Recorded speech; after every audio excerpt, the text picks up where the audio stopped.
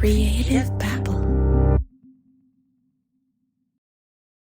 This episode contains depictions of violence and may not be suitable for all audiences.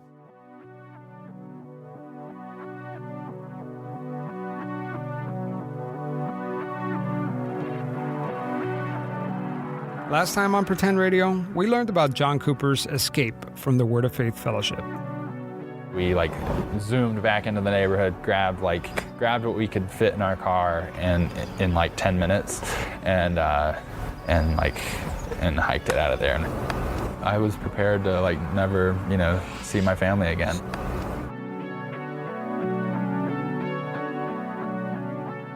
Soon after he left, John says Pastor Jane Whaley called him, trying to lure him back. And she was saying, that I was wicked and whatever. And so she actually personally called you? Mm-hmm. Wow. Okay. Oh yeah, yeah. Everybody knows when you say you've left the church. Even the wicked know what that means.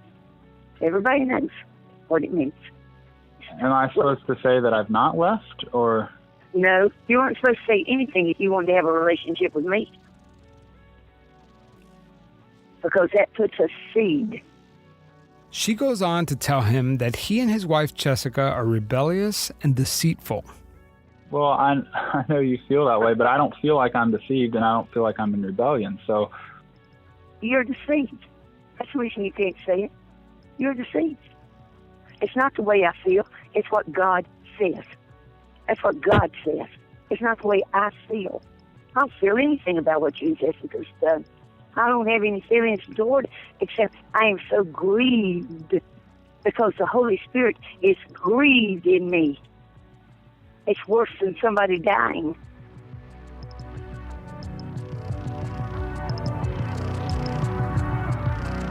I'm Javier Leyva, and this is Pretend Radio. Stories about real people pretending to be someone else. You're listening to part 3 of The Prophet. If you haven't listened to the first 2 episodes, you might want to stop here and start at the beginning. Today, let's try to look at this story from the perspective of the Word of Faith Fellowship. It's going to be a little tricky considering I haven't gotten a response from the church. I've reached out to Church Representative Joshua Farmer several times and still haven't heard anything back. So I decided to give Pastor Jane Whaley a call on her personal cell phone. What would happen if I called her? She'll blow you off, probably. But would she answer the phone? Doubt it, but she might.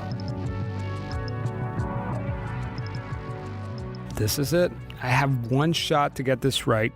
My strategy is to tell her up front that I want to tell her side of the story, and I want to learn more about her faith, but if she answers, I have only a couple seconds to make my case and prevent her from hanging up. So I find a quiet space and I dial her number. Okay, here goes nothing. I'm going to call Pastor Jane Whaley and see what she says. No answer, so I try again. This time, someone picks up. Hello? This is Javier Leyva. I'm calling because I'm doing a story on the Word of Faith Fellowship, and I really want to tell your story and your point of view and what you believe in. And not, we don't have to talk about the allegations at first, but I definitely want to know what you're about. Sir, excuse me, you have the wrong number. Whoops. That was awkward. Oh, okay. I'm sorry. Do you go to the Word of Faith Fellowship? No, I do not. I'm sorry. I don't really need to know what you're talking about, sir. Oh, okay. Okay, no problem. No problem. Thank you for your time. All right. Have a great day. You too. So I can't get Jane directly, but we do have a statement released by the church. It says, "We are shocked and saddened to learn of the false allegations made against our church by certain former members." It goes on to say, "We do not condone or allow abuse in any form at our church, period. These false allegations were predominantly made by members of an extended family.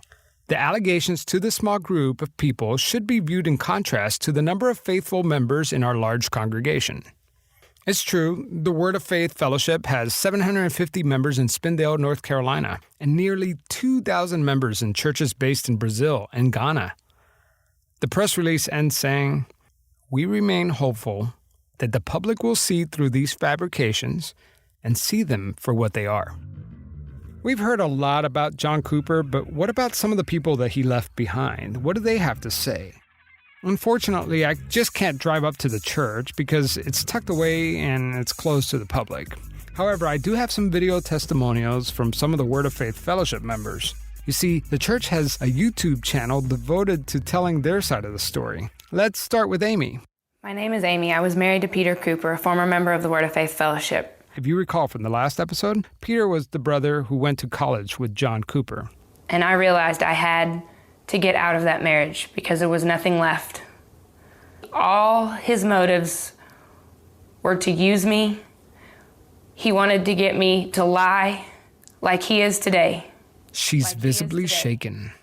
And I absolutely was not going to lie about the people that I love because the things that he says are not true. He didn't want me talking to any of the ministers unless he was there because he wanted to record them.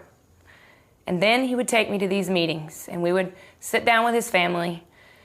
They would play recordings. They would see how they could alter these videos to make a story, to make it sound the way they wanted it to sound, to use it against innocent people, against lives that never did anything but care for them. Also, the video's a little choppy, so I can't really tell if the church is cutting it down for time or if they're just feeding her lines in between takes. They say that there are 43 that are coming out speaking against the church. Let's just take one look. You have a whole family and their cousins, their wives, and a few close friends, their children. That adds up to 43 very quickly. The Cooper family alone makes up a good portion of the people speaking out against the church. So this is one entire family that is choosing to bring out stories. Sean Smitherin, John Cooper's brother-in-law, had this to say. So John David wants to paint this picture and twist this to fit his narrative that he was psychologically controlled and manipulated by Jane Whaley, and his every move was dictated to the point where he couldn't buy a car, couldn't get married without the permission of Jane Whaley. The truth is, he didn't have money to buy a car because he hadn't held down a job and he had been going to college and didn't have any credit. He goes on and on about the car for a minute. John David wanted to go to college, and we were all right behind him. We worked to get him a car, worked to get him tuition paid, gave him housing, we lived together. And he was shown nothing but love in our family. So how does he stray so far to come back and try to make it that we're the enemy? So what about John's claim that the church stalked him after he left the church? This is John speaking at a town hall meeting about what happened. When my wife and I first left, they were stalking us, like following us in cars, and they actually got into my wife's online account and using Find My iPhone to try to track us based on the iPhone location data. They actually followed us all the way up to Capitol Hill, which is 4 hours away. It was her parents that actually followed John when he talks about there was a truck that followed us and they were hacking our phones, and it was her parents who were genuinely concerned about the safety of their daughter. They just upped and left, and we had no idea if she was in danger or what happened. So there's no truth that he was psychologically controlled and he had to overcome all these obstacles. He was given everything and the road was paved, and even after he left, he talks about, they had to do it all on their own. They were still supported by her parents, mainly, really, until he got his Navy scholarship. So how does Sean rationalize John Cooper's anger against the church? When it really started changing, when I started seeing John David change, was 2 or 3 years into college, when he started being swayed by some atheistic teachers. He started questioning whether Christianity was true and whether that was the religion for him. And nobody tore him down or demented him because of it, but tried to help him. And he moved away, everybody still supported him. But now he's come back and he wants to bring harm to us because his beliefs are different than ours. He wants to endanger my family. When you attend a forum and lie and tell people they abused me, they beat me, what does that make you want to do to those people that committed these acts? It makes you want to hunt them out. Well, this is in my town. I have a little girl and I have another one on the way. I don't take them out in public right now because of the hate that's been incited by these lies. So, what do others in the church have to say about the accusations? Benjamin McGee says that the Word of Faith Fellowship is just an ordinary church. There's nothing illegal happening. I've been here for 22 years, and I don't know anything about the abuse that has gone on in this church because there was none. To what extent are these guys willing to go to lie, to prove their story, to make their agenda, whatever they want to do? How far are they going to go with it? How bad are they going to lie? That's my question. Benjamin says these aren't hostage videos produced by the church. There's nobody forcing me to do this video right now. And by the way, I have no teleprompters in this room. I'm speaking of my own accord. I travel as I please. My friends come and go as they please. We talk together when we want to. We do anything we want to do. And we're very happy here in this church. It's all he said, she said at this point, until now. After 4 years, there's a criminal case for the 5 ministers accused of assaulting and kidnapping Matthew Fenner in 2013. You may remember Matthew Fenner from episode 1. He's the teen who accused church members of beating the gay demons out of him for over 2 hours. If convicted, they could face up to 2 years in prison. By the way, Pastor Jane Whaley is not one of the 5 ministers facing trial. Matthew told authorities that he was leaving a prayer service on January 27, 2013, when nearly 24 people surrounded him in the sanctuary. He said they slapped, punched, choked, and screamed at him for hours. He claims they did this to expel his homosexual demons. I tried to reach out to Matthew Fenner for an interview, but the judge has placed a gag order during the trial. Here's Matthew talking to an ABC affiliate, WLOS, in 2015. They are willing to do anything to keep their name clean. So, there is that looming fear in the back of my mind as to I don't know what they're going to do. I'm always going to probably feel like I'm going to have to look over my shoulder. However, the church's defense lawyer, David Teddy, argued that Matthew Fenner's not innocent. He too participated in blasting prayers, the screaming prayers, on other church members. In fact, the defense told the jury, and I quote, he, Matthew Fenner, requested the prayer. He consented to the prayer, and I submit to you, he knew what was coming. Matthew Fenner, his mother and brother joined the church in 2010. And there's video of Matthew speaking in front of the congregation, proudly defending the church. I got to a low point in my life. I got to where I had nothing. My mom and I had nothing. There was nothing left for us except to turn our hearts to God, and that's what we did. I know I wasn't here my whole life. I wasn't raised here. I wasn't taught God the way that they're taught here. I gave myself to, much unclean. There became a point where I was so unhappy with my life that I was so tormented where I decided I was gonna, I wanted to take my life. I didn't want to live anymore. So I overdosed, and I ended up going to the hospital for it, but God in His mercy saved me. I decided that I didn't want the world anymore.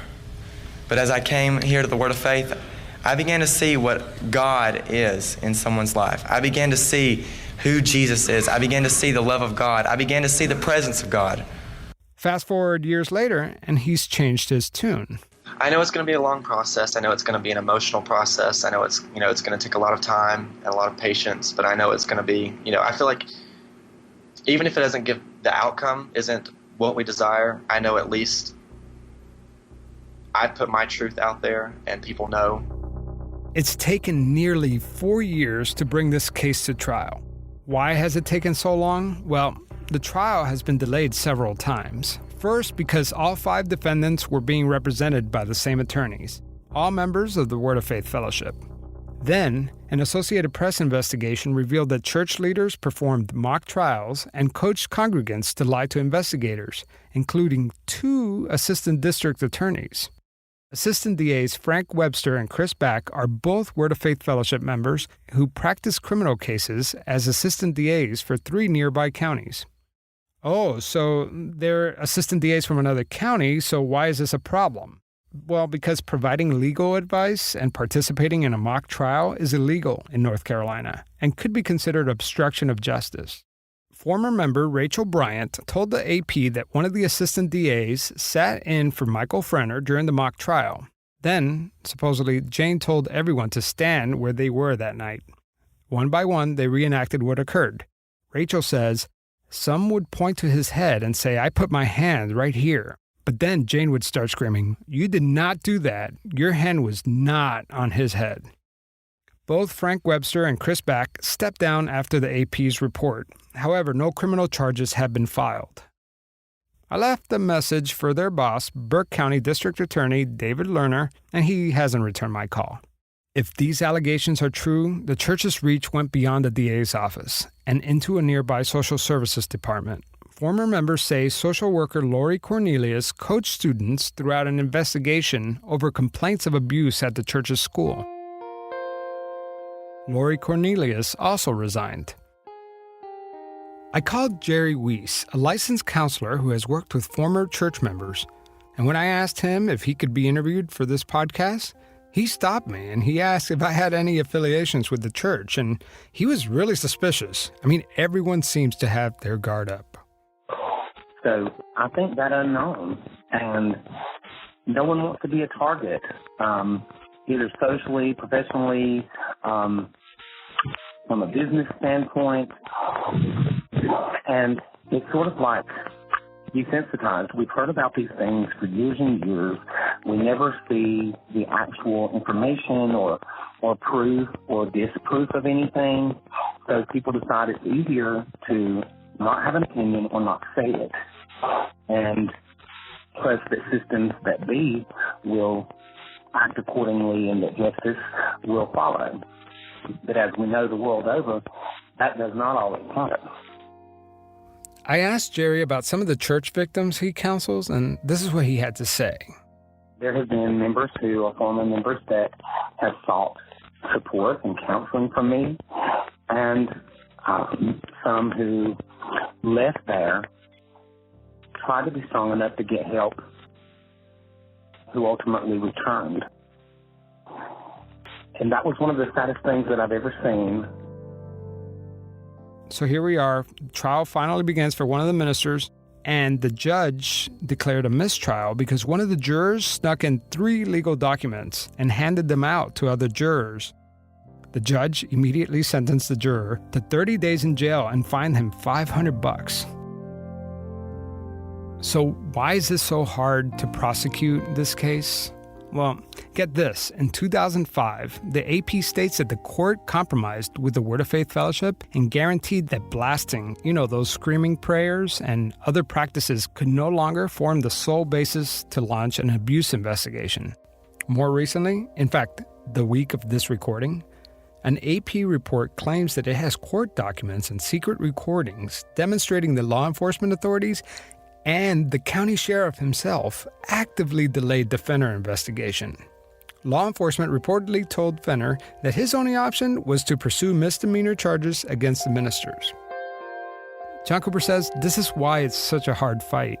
They'll destroy evidence. When I was a kid, and it was like the early 2000s, so when that attack was going on, as they would say, but basically during that round of publicity and court cases, I remember helping.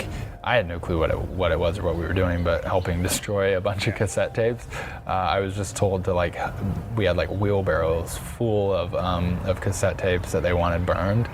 So we just had a big bonfire and we were just burning cassette tapes. You got no and yeah, I have no clue what was on them. But we were told never to, it was only 3 of us, and we were told don't you ever talk about it. And I was like, oh, okay. We were just having a good time. I had no clue what we were doing. I was 12 years old or 10 years old, just having a good time. And then later I was like, oh, we probably destroyed a bunch of evidence. So.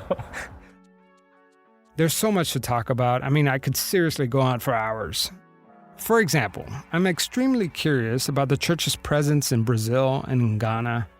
They have nearly 2,000 members worldwide. I wonder what their story is. I would love to talk with Michael Frenner and get his take, but for now, I'm going to leave it right here. I'll revisit this topic if something major develops, like if I get the real Jane on the phone this time. For now, I suggest following Mitch Weiss at the Associated Press. He's an amazing journalist, and no one's covered this story the way he has.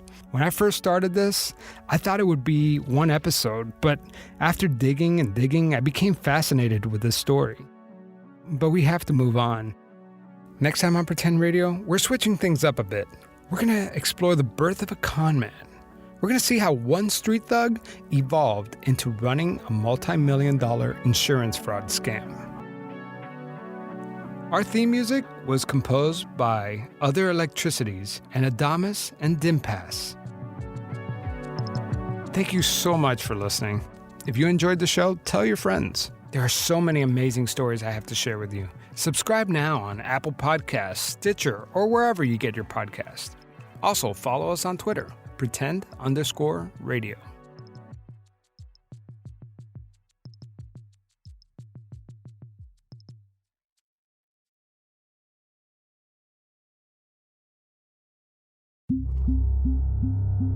Creative Babble.